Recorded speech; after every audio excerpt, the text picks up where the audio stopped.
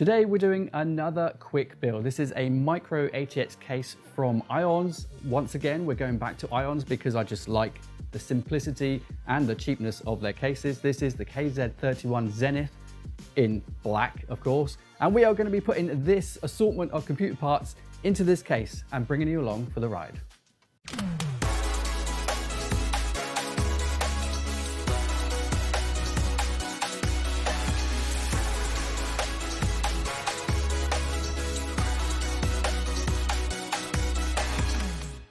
Before we go through the parts that we're using for this build, we're going to go through a quick overview of the Zenith black case from IONZ. The case itself is 290 millimeters in length, 185 millimeters in width, and 400 millimeters in height. So it's quite a small case, as you can see. This will only support a Micro-ATX and an ITX motherboard. Given its size, I'm sure you can understand why that might be. According to the description of this case, it supports 2 hard drives or 2 SSDs, or a single mechanical hard drive and 3 SSDs. The max CPU cooler you can fit into this case is 160 millimeters, so do bear that in mind when you pick your chosen CPU cooler. Now, the max GPU you can put in this case is obviously going to be quite small. It is 280 millimeters, so you need to factor that in to your build when you're choosing your parts. The case only supports up to 120mm fans. As you can see, it does come with 3 ARGB fans included, which is great for the price, and we'll get into that later. 2 can be mounted on the top, as are standard with the case, and you've got 1 exhaust fan on the back. All the fans are orientated so that they are blowing air out of the case, but obviously you can change that to suit your needs. And it also comes with tempered glass on the side, none of this plastic rubbish that you get with most cheaper cases. That's really good to see. The case is available in white and obviously black, as we have here. Now, with the case out of the way, let's concentrate on the parts we're putting inside of it. The parts that are going in this are not brand new parts, so if you're looking for a build with brand new parts, this is probably not going to be for you. We are using the things that we could get hold of. So let's start with the motherboard first. This is the MSI B450M Pro M2 motherboard. Probably, I think the last time I checked, one of the cheaper boards that you can still buy on Amazon. We'll put a link in the description if you're looking for a cheap brand new AM4 motherboard. This will work just fine. Now, this does have an AMD Ryzen 7 no, it doesn't have the 3700X, 2700X in it. And this is going to be, although it's slightly older, it should be absolutely fine for what we're going to be throwing at this build. But we can upgrade it later on because we can do a firmware update, and that will allow us to support up to 3rd gen Ryzen CPUs, which is great. For the RAM, you may notice the single stick of DDR4 Vengeance LPX RAM. You can't go wrong with Corsair Vengeance LPX, but it is a single stick of 16 gigs. So in the future, we're going to be looking to upgrade that to 32 and get another stick of 16. So that is 3200 megahertz. We might even upgrade that to a 3600, as that is the preferred speed for memory. That is the kind of ideal memory speed for these CPUs. So that's what we will look at in the future. But for now, it's going to be absolutely fine to get the system up and running. Now, for our storage, we are taking some drives from an existing system that are going to be going into this because we don't have to redo everything. But we did buy a new OS drive. This is from Amazon, and it's an Orico 1 terabyte drive, and this goes up to 7,000 megabytes per second, but that is PCIe Gen 5. We're not going to be using that or getting those speeds on this board, but we will still get really good fast speeds with this. This was £55, and I thought that was actually quite cheap for a 1 terabyte PCIe Gen 5 drive, so that is what we got. Over here we have the BeQuiet Pure Power 11 FM. That is a 750 watt power supply. Given that this case does support full ATX power supplies, which is great for this because that is what I had. I didn't really want to have to get a really small SFX power supply because, one, they are really expensive, and I already had this to hand. So that is what we are using for this build. Perfect for this. The cooler for the CPU for the Ryzen 7 2700X is going to be the standard AMD Wraith Stealth cooler. Now, if you haven't seen one of these have they've kind of gone quiet. No one really talks about these anymore, but they're actually really good CPU coolers for their time. Now, we will be using this to start with, but we're going to be upgrading the cooler a little bit later on with a bigger stack or a tower cooler, depending on if it fits in this case. I'm not entirely sure if it fits in this case. We've used one before on the channel. We did a build with an up here cooler, so I might stick the up here cooler in this one. I'm not entirely sure yet. We'll see if it fits first, but for now, this is what we're going to be using for the build, and this will be ample for the Ryzen 7 2700X. Moving on to our choice of GPU, and I really hope this fits because it's quite a long one. This is a Zotac 1070 Ti, or it's missing its cooler and it's missing everything basically apart from the board itself. Now we have this NZXT AIO bracket here which we're going to mount to it, and that will help keep the entire thing cool really well. Actually, it does a really good job. If you've ever used one of these things, they are actually quite good. My only concern is that if the fan dies, the VRMs are going to get extremely hot and probably kill the card. That hasn't happened yet, but just keep the thing clean and it should last you forever. So yeah, this is the Zotac 1070 Ti, and it should pair quite nicely with our AMD Ryzen 7 2700X. Let's just make sure it fits. Oh, yeah, I think it just about fits. We'll get to that in a moment. Okay, so that is, I think, all the parts for this build. Now I think it's time to actually get building. The case itself is actually really, really cool. It's quite a simple build. The only gripe that I can see at the minute, which might cause a bit of an issue, is the back panel, this side panel here, does not come off. So everything is going to be visible from inside the case, which means cable tidying is going to be rather interesting, to say the least. Now the side panel itself is held on by two thumb screws on the back of the case, pretty standard. So let's move those out of the way. The only thing I don't like, or second thing I don't like about this case, is that to remove the panel, there's nowhere to hold it. It's literally just a glass panel. Normally you get like a bracket on the end of the case, so you can kind of just lever it off.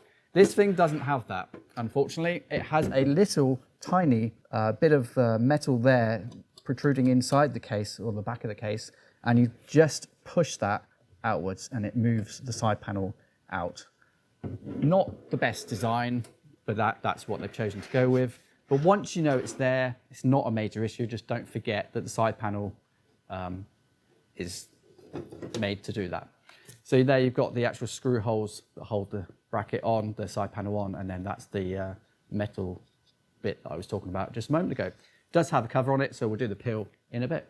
Okay, these are the drives that I was talking about that come from a previous system. So one of those at least will be going back in a bit. But as you can see inside here, this cable mess of, fan cables, because they are ARGB cables as well. We really need to try and tidy those up a bit, but let's try and tackle that, shall we?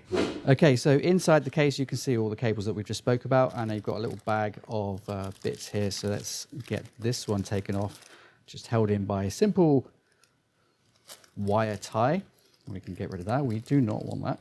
So in the bag, you get some Velcro ties. You get 5 by the look of it. They will come in handy when we try and tidy this cable mess here.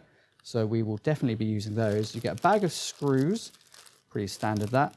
And inside there looks like we get some plastic standoffs for the motherboard. Depending on the size of your motherboard, we will probably need to use those. Not entirely sure on this one. I think it takes about 8 screws overall because it's a Micro-ATX. So we definitely want to not lose those.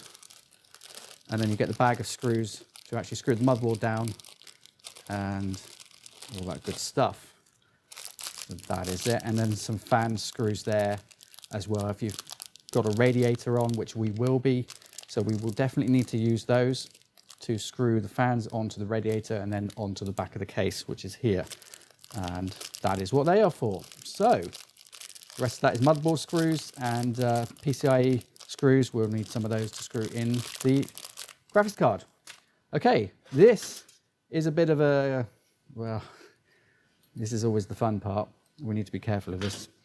Now we've got on the front PCIe Gen 3 Type C, and I think that is what that one uses. So it's good to see that they're not using the newer standard for this type of case, because this particular motherboard doesn't support that type of connection. It's a much smaller silver connector. I don't know the name of it, but this is preferred because pretty much all motherboards have the USB 3.0 blue connector like this, and that will support USB Type-C as well, which is what this case has. So it's good that we can actually make use of that port on the front of the case. So it's nice to see that. And also we've got USB, and it looks like front panel audio header there as well. We will definitely get those connected when we need to. Okay, so what it looks like they've actually done here is just chained the fans together. Now that's ideal because then it can just all be plugged into one header. There is only 2 fan headers on this motherboard and 1 RGB header, so that is ideal. We will be making use of that for these fans. These are ARGB fans, so we need to try and chain those together somehow. But this is just giving me a really big headache right now.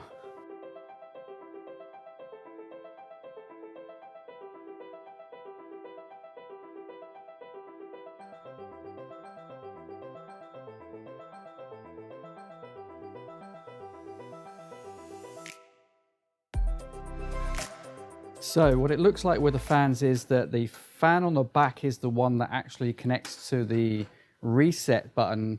Now, normally they would have the reset button connected because most people don't use the reset button on a case, but I'm pretty sure this one does not have, or it does have a reset button. So we might be able to use that as the kind of RGB button, but I'm hoping that we can use some software to control the RGB, so we might not need to plug that in, but that is where you would plug the reset switch in on the front of the case so that you can manually adjust the fans, the RGB on the fans, if you don't have a motherboard that supports RGB. Let's just do a test fit of the motherboard in here. We haven't put the IO shield in yet, so in the comments, just to, ease off a little bit. This is not going to be installed just yet, so don't worry too much. We're just test fitting, making sure all the screw holes are where they need to be, because we don't want to put a motherboard in and there's a mount underneath where there shouldn't be, and then we short something out. That would be bad. So we are looking like we need an extra one down at the bottom there. So these plastic kind of standoffs that I was talking about earlier, we are definitely going to need to use those. Looks like that's fairly simple to do. They just push in by the look of it. But everything else I think is going to be fine. So we only need actually one standoff in the bottom there. Now looking at the plastic standoff, hopefully you can see that, I think that plugs into the motherboard itself and then kind of just rests on the case like that, because there's nowhere to screw it in there at all. So I'm guessing that for this one where we need it, we just push it in underneath like that, and then it sits on the motherboard like that to stop it from touching the metal of the case. So that is perfect. That's fine. That is all the screws and the standoffs that we need. Everything is where it should be. So let's get this thing mounted, shall we?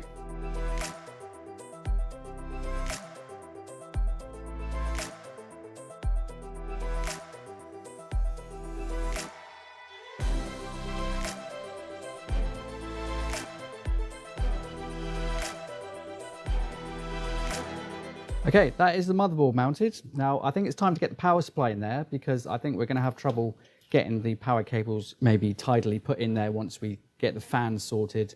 And the cooler, that's definitely going to be an issue. Once we get the CPU cooler in there, I'm not going to be able to access around here to hide any of the power supply fans, power supply cables. So let's get the PSU connected.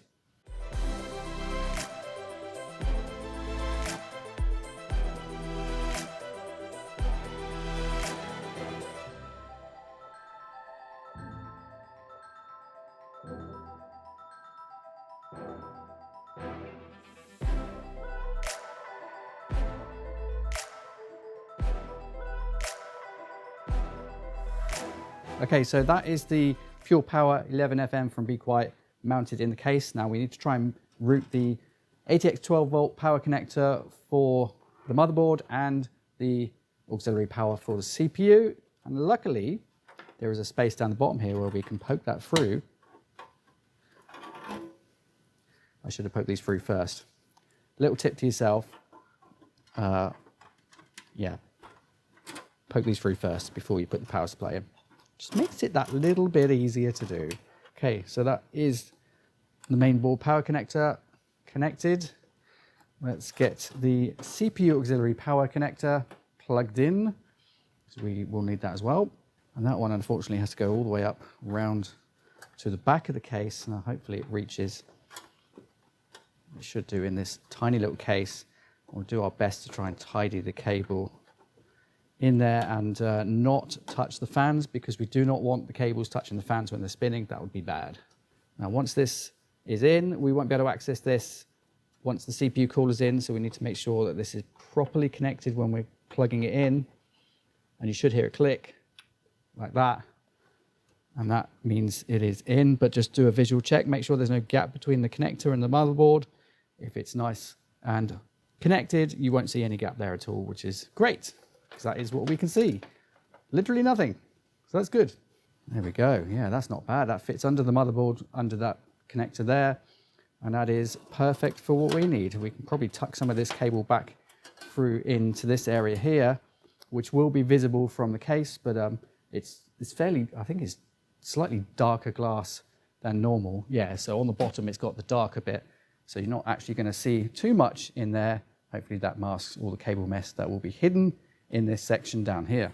Okay, one thing I do want to do before I go any further is mount the M.2 drive. Now, I got a feeling that this will be a problem if we mount the cooler on there before the M.2 drive, so let's go ahead and mount the storage.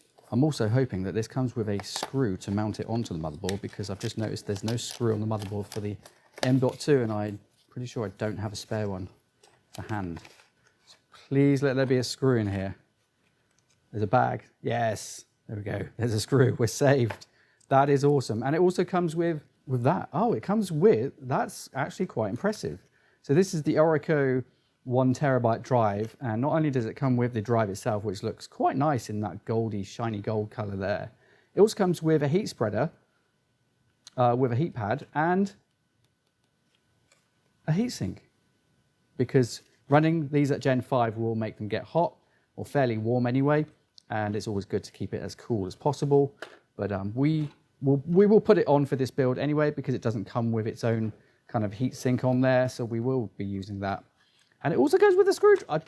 Wow, look at this. It comes with a screwdriver as well. What NVMe drive have you ever seen that comes with a screwdriver?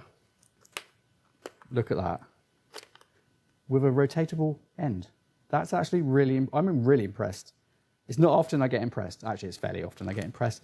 But that's cool. That's really cool. Okay, so mounting the M.2 drive is pretty easy. Just pop it in the slot. And before you do that, make sure there's no brackets under there that can touch that and cause any problems. Not all of them have sticky labels underneath, and if that touches the metal on there, it will cause you no end of problems. But we've got the mounting where we need it, which is just there. Now let's just figure out how this goes on. I've got a feeling. Oh, it encases it. Oh, okay, so it actually encases, right. Okay, so I need to take that out again. This shiny bit, this is really cool. Kind of fits in there, I think. I guess I should read the instructions. That's probably a good thing. And then this kind of sits over the top. I think that goes in there. And then, hopefully you're getting this. Hope that sits in there like that. And then you put that over the top, kind of, and it just sandwiches it in together. That's cool. But I'm going to read the instructions because I'm not 100% sure that is how it goes together. Who'd have thought there could be so many instructions for an SSD? This is upside down for you, but it's not for me, and that's what matters. Ah, there's actually 2 thermal pads. Not just 1, 2. That's even better. That's cool.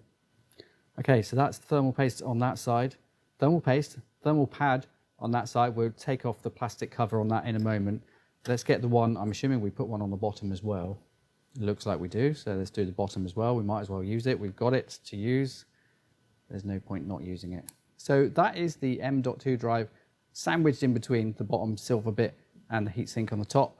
And the thermal pads, it's quite tight in there, but that will keep that nice and cool. It's good to see it comes with that. Not the best looking heatsink in the world, but it will do its job. We've got a little bit of thermal pad poking out, but that shouldn't affect its operation. And that's it. Completely in and ready to be used. That's awesome. Okay, so as I said earlier, you can see there, hopefully we can see that you've got the CPU fan header there and then a system fan header there. We're going to have to use this one for the fans on the case and then obviously that one for the CPU cooler itself. So let's go ahead and mount the CPU cooler in there because there's nothing else up here that we need to plug in. So we're okay to go ahead and plug that one in. Now, always do a test fit before you actually mount your product, your cooler, whatever it is. We'll just make sure that everything fits in there nice and snug. Yeah, so there's actually more room than I thought there was going to be in this case.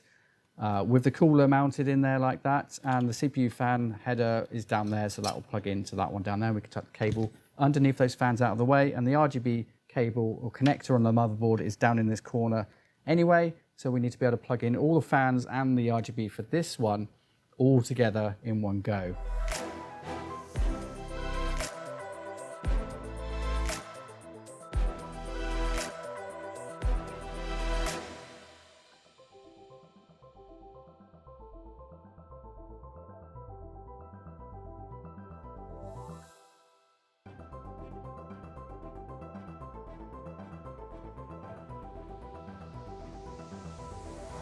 Okay, so that is the cooler, the Wraith Stealth cooler mounted on there. Let's just tuck the cable underneath there. No one is going to see that in any case. Now we can go ahead and plug in the rest of the components to the board. And we're going to do the cable in a little bit later. We'll just plug in the header connectors there because we do kind of need to get those all connected.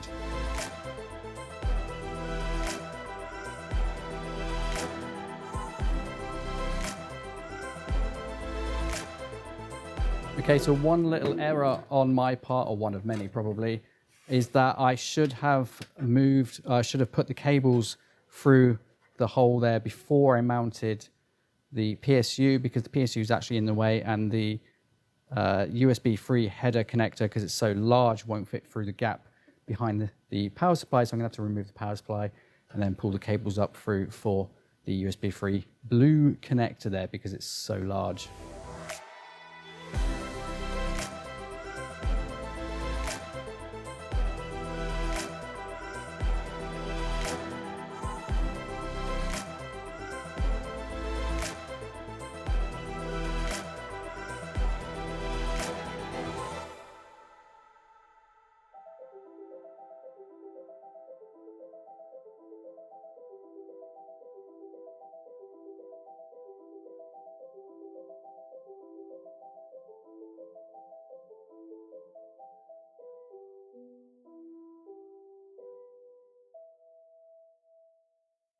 Okay, so here is the final build, and I think it looks pretty good actually. It was a tight squeeze to get everything to fit in, and everything, or certain things had to be done in a certain order for it to actually fit in the case.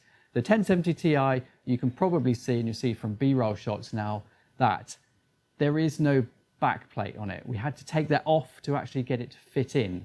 Now, if I just show you the backplate, this is the backplate of the 1070 Ti, and as you can see, it's quite large. Now, if I put that up against the case, you can see that it is actually longer than the case, so that was never going to work. But that aside, I think it looks quite nice for the type of build that this is. Don't forget, it is a Micro-ATX build, Ryzen 7 2700X with the MSI Pro M2 motherboard.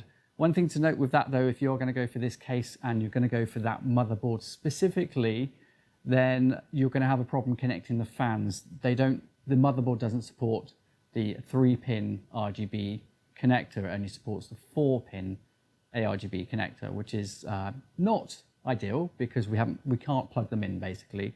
So they are plugged into the reset switch, which is on the front of the case. So at least we can use the built-in fan colors to customize the color of the fans. The other issue that we ran into was that this motherboard only has 2 fan headers. Now that is a bit of a problem given the amount of fans that we have, and that we have a CPU cooler, an air cooler, and an AIO pump on the graphics card as well. All of those need a fan header. So what we had to do was connect the CPU fan and the AIO pump to the same fan header, and that allows us to control both of those. They will be both the same, so hopefully that's not going to cause too much of a heat issue here, but we will monitor that in the future as the system is used for gaming and stuff. And the other fans are connected to the remaining header, the system fan header, and they will all be the same speed. Now, the downside of that is the fan connected to the NZXT AIO bracket there is also connected to those fans, that fan header as well, the system fan header. So they will all be spinning at the same speed. Now, I'm hoping that the airflow for the VRMs will be good enough for the fan speed and that it will keep it cool enough. Anyway, I think that's enough of the entire build. Let's try a quick game on it and just see how the Ryzen 7 2700X performs with the GTX 1070 Ti in GTA 5 Enhanced.